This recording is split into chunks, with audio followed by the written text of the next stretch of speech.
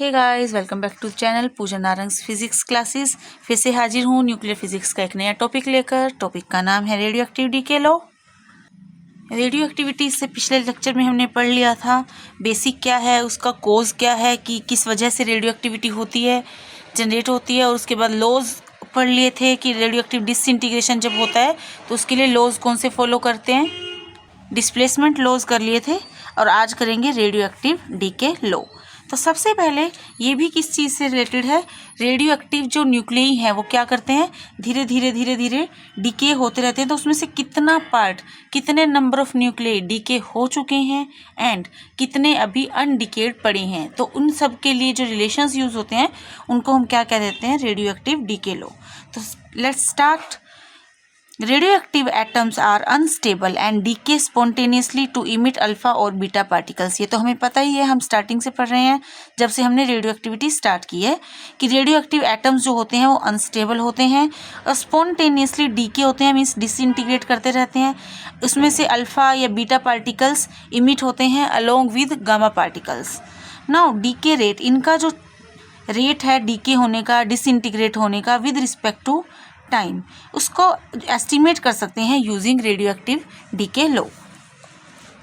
Now statement, the number of nuclei disintegrating per second of a radioactive sample और radioactive substance is directly proportional to number of nuclei present in the sample at that instant. Means जो rate of disintegration है वो depend करता है कि अभी कितने number of nuclei present हैं हमारे सैंपल में या रेडियो एक्टिव सब्सटेंस में। अब इसके मैथमेटिकल एक्सप्रेशन के लिए हम लेट कर लेते हैं। लेट एन नोट है number of radio active nuclei present initially. Initially means when time is 0, so initially at T is equal to 0। N क्या है, number of radio active nuclei present at instant T. किसी एक instant T पे, किसी particular instant पे जब हमने number of radio active nuclei check किए तो वो कितने हैं, एन है। एंड डी एन क्या है, small number of, D N means a small number, okay. D N is equal to number of nuclei disintegrated in time D T. तो हम एक स्मॉल इन टाइम का ले लेंगे कि नंबर ऑफ न्यूक्लियई कितने डिसइंटीग्रेट हुए और फिर उसका इंटीग्रेशन करेंगे और टोटल टाइम में जो नंबर ऑफ न्यूक्लियई डिसइंटीग्रेट हो रहे हैं वो निकाल लेंगे यूजिंग इंटीग्रेशन। तो जैसा कि हमने रेडियो एक्टिव डीके लॉ में पढ़ लिया तो हम लिख सकते हैं according to radio active decay law, rate of disintegration, rate of disintegration को हम इस तरह से लिख सकते हैं d n upon d t is directly proportional to n. N क्या है, number of nuclei present at that instant. ठीक है, यहाँ पे हम लगाएंगे माइनस का साइन, बिकॉज जो टाइम के साथ नंबर ऑफ न्यूक्लियई हैं वो क्या हो रहे हैं, कम हो रहे हैं। अब जब हम ये प्रोपोर्शनल का साइन हटाते हैं तो यहाँ पे आ जाएगा एक constant of proportionality that is lambda. Alright, तो ये हमारे पास एक इक्वेशन आ गई और यहाँ पे लैम्डा क्या है, lambda is constant of proportionality.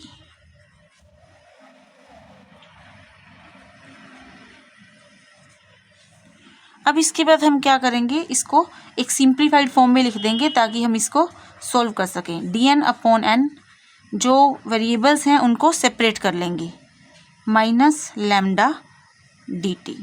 अब इसको इंटीग्रेट करेंगे, integrating both sides, d n upon n is equal to minus lambda d t और इसका इंटीग्रेशन कर देंगे। अब इसमें लिमिट्स कौन सी लगाएंगे, देखिए जब टाइम 0 था, ठीक है, तो नंबर ऑफ न्यूक्लियई कितने थे, एन नॉट। और जब टाइम टी हुआ तो हमने क्या माना कि वो नंबर ऑफ न्यूक्लियई कितने हैं, एन। तो अब हम इसको इंटीग्रेट करेंगे, बहुत सिंपल सी बात है, 1 अपॉन एन का जो इंटीग्रेशन है वो क्या होता है, लॉग एन। यहाँ पे बेस क्या रहेगा, एन, सॉरी बेस रहेगा e, log base e n, और यहाँ लिमिट लग जाएगी एन नोट से n is equal to minus lambda पे तो कोई लिमिट नहीं है, तो यहाँ पे क्या आ जाएगा टी और लिमिट लगेगी 0 से टी। अब जब हम इसको सॉल्व करेंगे तो कुछ इस तरह से सॉल्व कर पाएंगे, log base e n minus log base e n naught is equal to minus lambda t minus 0। Time की भी हमने लिमिट लगा दी, log base e n upon n naught. ये रूल हमें याद रखना है, इंटीग्रेशन में अक्सर यूज हो जाता है। log m minus log of n is equal to log of m by n। तो ये किसके इक्वल आ गया, माइनस लैम्डा टी के इक्वल आ गया। तो यहाँ से हमें log को रिमूव करना है, तो उसके लिए हम क्या करेंगे, दोनों तरफ एक्सपोनेंशियल लगाएंगे। तो यहाँ से आ जाएगा n upon n naught is equal to e raise to power minus lambda t.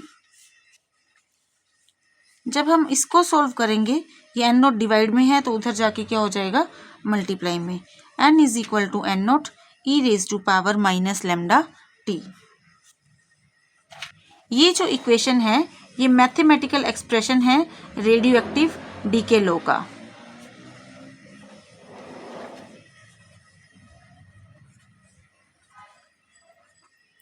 तो यहाँ से हम क्या करेंगे, एक ग्राफ ड्रॉ करेंगे between the number of undecayed nuclei and time t. तो ये जो ग्राफ है विद रिस्पेक्ट टू टाइम वो कुछ इस तरह का बनेगा। और इस ग्राफ से हम क्या समझ सकते हैं कि जो नंबर ऑफ एक्टिव न्यूक्लियाई है in the radio active sample decrease करता है एक्सपोनेंशियली। वो हम इस इक्वेशन से भी जज कर सकते हैं कि जो डिक्रीज है वो कैसा हो रहा है, एक्सपोनेंशियल डिक्रीज हो रहा है। Rate of disintegration is faster in the beginning and becomes slower and slower with time. Rate of disintegration जो होता है वो पहले तो बहुत फास्ट होता है, देखिए यहाँ पे देखिए बिल्कुल एकदम डाउनफॉल हो रहा है इसका, ये नीचे गिर रहा है, डेक्लाइन हो रहा है बहुत फास्ट, और उसके बाद ये रेट जो है वो स्लो हो जाता है धीरे धीरे। और किसी भी रेडियो एक्टिव सैंपल को डिसइंटीग्रेट होने के लिए इनफाइनाइटली लॉन्ग टाइम लगता है। देखिए यहाँ पे आके इस लाइन से मिलता नहीं है, कुछ इस तरह से असिम्प्टोटिक इक्वेशन बन जाती है, स्टेट बन जाती है कि इसके पैरेलल रह जाएगा। तो गाइस अब हमें ये जानना है कि व्हाट इज लैम्डा। तो हमें क्या जानना है कि अभी लैम्डा क्या है। तो हम क्या करेंगे, ये जो इक्वेशन है n is equal to n naught e raise to power minus lambda t. तो इसके अंदर हम क्या करते हैं, t की वैल्यू क्या पुट कर देंगे, 1 अपॉन लैम्डा। तो जब इक्वेशन क्या बन जाएगी इस टाइम पे, n is equal to n naught e raise to power minus 1 is equal to n naught upon e. So e की वैल्यू यहाँ पे क्या होती है, एन नोट अपॉन 2.718। तो यहाँ से आया n is equal to 0.368 n naught. n की वैल्यू आई हमारी 0.368 एन नोट। तो अगर हम इसको राइट करें तो हम कुछ इस तरह से भी लिख सकते हैं 36.8 अपॉन 100 ऑफ एन नोट। तो हम ऐसा भी कह सकते हैं नंबर ऑफ एक्टिव न्यूक्लियाई जो हैं वो हमारे कितने रह गए, that is 36.8% of n naught. N naught means number of nuclei in the beginning. So radio active decay constant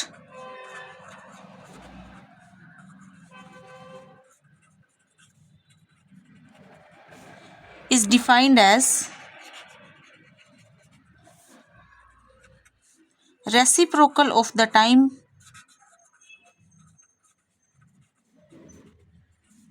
interval in which number of active nuclei of a given sample यहाँ radio active sample की ही बात हो रही है, reduces to 36.8% of its initial value. तो ये हम right कर सकते हैं radio active decay constant lambda की वैल्यू। तो हमें क्या पता चला यहाँ पे कि लैम्डा क्या है, रेसिप्रोकल ऑफ द टाइम। कितना टाइम, इतना टाइम जिसमें जो नंबर ऑफ एक्टिव न्यूक्लियाई हैं वो 36.8% of the number of nuclei which were present initially. Okay, तो इतना रह जाए। और स्टार्टिंग में हमने एक और चीज़ पढ़ी थी, that was -dn/dt is equal to lambda n। तो यहाँ से लैम्डा क्या आ गया, -dn/dt डिवाइडेड बाय में n। तो हम इसको क्या लिख सकते हैं, ratio of instantaneous rate of disintegration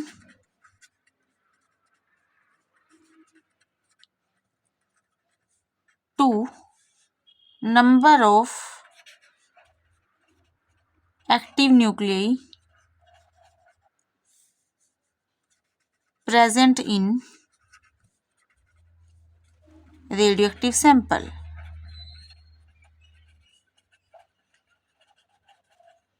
तो यहाँ पे हमारा जो रेडियोएक्टिव डीके लॉ है वो कंप्लीट हो चुका है। इसके बाद का हमारा टॉपिक है हाफ लाइफ।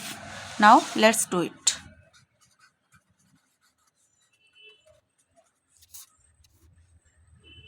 हाफ लाइफ जैसे कि आपको नाम से ही क्लियर है कि आधी जिंदगी। अब इसकी आधी जिंदगी मीन्स हाफ लाइफ हम कैसे लेंगे, time, it is time, so the time interval in which 1/2 of radioactive nuclei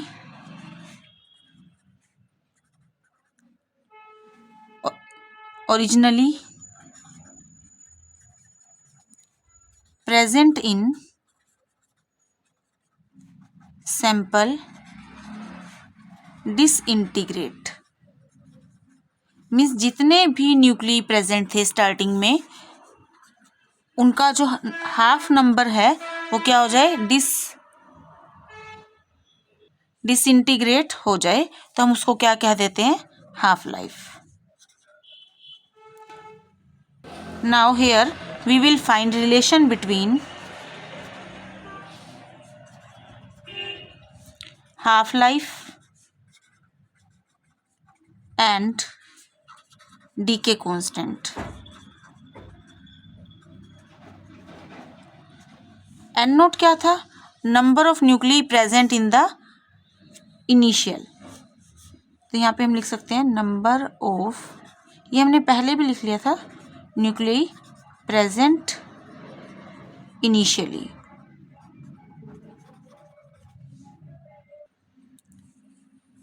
initially present थे at t is equal to 0। Now n is equal to number of radio active nuclei left at any instant t।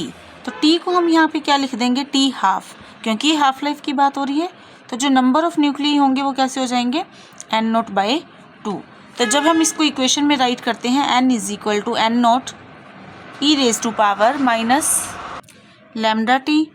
ठीक है, तो ये equation थी जो हमने अभी भी की थी रेडियोएक्टिव डीके लॉ में। यहाँ पे n क्या हो जाएगा, n0/2 is equal to n0 e⁻⁻ λt। n0 से n